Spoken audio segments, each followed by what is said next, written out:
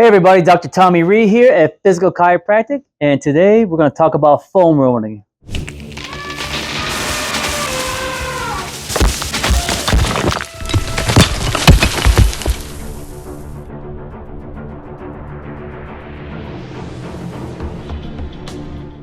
Basically, you guys know about soft tissue and you feel like a knot or some type of muscle kind of like spasm, or you want a trigger point release. So you get that little foam type of scenario of like a rolling little cylindrical thing, and you start rolling all your body parts on it, right? Well, it's good and bad to really do this thing. You just don't know when or why or what, right? So let me help you out with this thing, okay?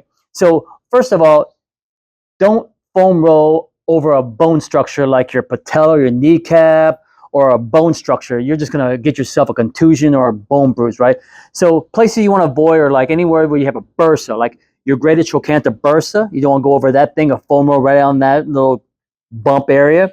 Your shoulder, your acromion. Just think about anything that's protruding. There's no soft tissue over that bone. You don't want to roll over that bone, right?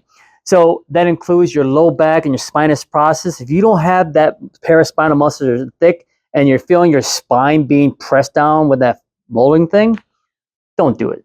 All right, so don't roll on bone stuff, right? Number two, if you think you tore a muscle, let's say you strain something and you have the classic swelling with bruising and stuff, don't roll. You're making more trauma. So let's say you have a little bit of fiber tear and that's the actual strain or sprain, right? Well, when you start rolling it, you'll start putting pressure on that particular area's compromised and you're spreading it apart further. So you're inhibiting the actual action of the healing, right? So don't roll over something that you think you tore, right? And most importantly, try to understand that rolling with your body pressure on that foam is really to kind of like do like a massage. So massage meaning that muscles, go over muscles.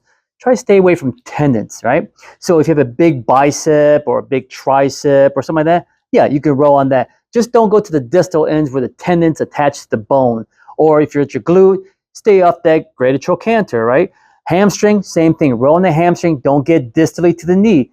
Your quad, don't go to the kneecap and don't go to the little bone called the ASIS, right? Stay away from that area. Just go to the belly of the muscle. So I hope that clears things up. And if you have any questions, give me a call, come on in, and then we'll answer those questions. Okay? Take care.